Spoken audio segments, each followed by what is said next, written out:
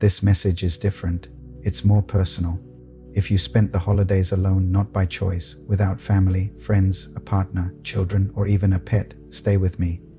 This space is for you, and if that isn't your story, you're still welcome here.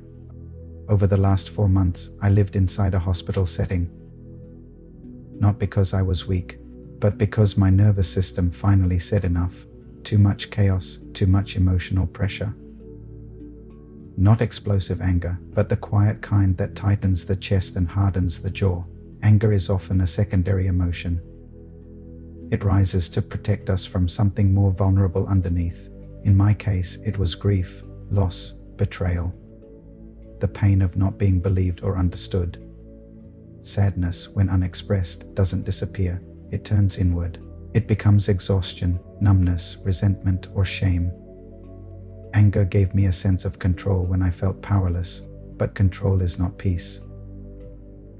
As an empath, an introvert, and a recovering people pleaser, I take accountability for my patterns, not with shame, but with compassion. Healing does not require self-erasure. It requires self-honesty.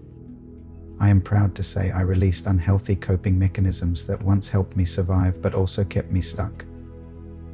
Addiction is often the nervous system asking for relief, not a moral failure. I chose regulation over numbing. I navigated this chapter without financial stability, without secure housing, and without consistent support.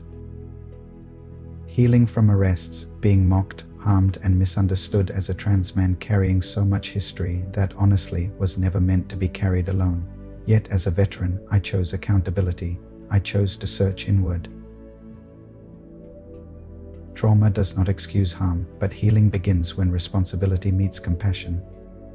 I went deep enough that I don't miss anyone from my past.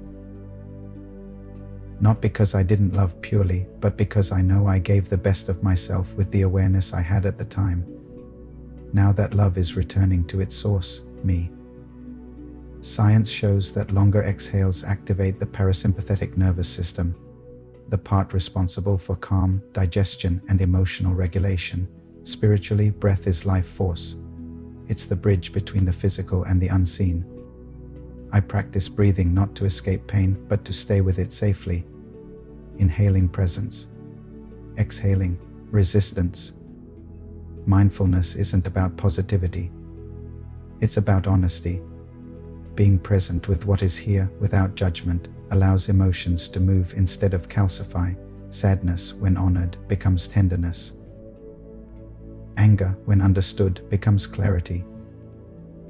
In the last months of 2025, I chose to step into a program that asked me to face my chaos instead of outrun it. I joined a small group, something I usually avoid, yet something sacred happens when we are witnessed without judgment. Psychology calls this co-regulation. Safety grows when nervous systems meet without hierarchy. I was placed with a small group of medical healers who practiced empathy, not authority. I listened to stories from people across the country. We cried together. We celebrated together. No fixing, no competition, just humanity. Sometimes the medicine is solitary, and sometimes the medicine is being alone without being abandoned. I learned to articulate my needs, to set boundaries without apology, to receive love without shrinking, to release guilt, shame, and fear without erasing my past. Contentment is often misunderstood. It doesn't mean life is easy. It means the nervous system feels safe enough to notice beauty. Even in chaos, joy still visits, quietly, briefly. Caring for the earth is not separate from caring for ourselves. Dysregulated humans create dysregulated systems. Regulated humans restore balance. Nothing alive heals by force. Everything heals by cooperation. I am not fully healed, and I don't need to be. Healing is not a finish line.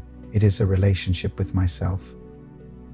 I'm committed to keeping this vessel healthy without harming myself or others.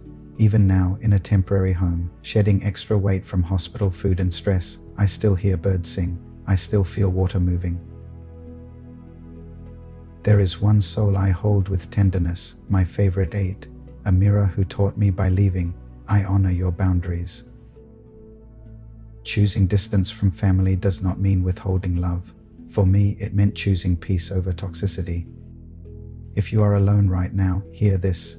Stillness is not stagnation. Regulation creates clarity.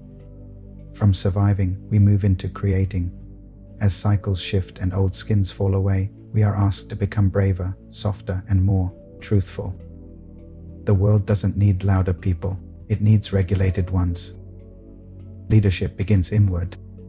I can't do the work for you, but I can walk beside you. The universe responds to frequency, not force. Breath, presence, and coherence shape reality. Thank you for listening to one of many stories to come. I will keep sharing, collaborating, laughing, and creating new memories. And if you've ever had coffee with me or walked with me at the park, you already know. Good crazy, when grounded, can be beautiful.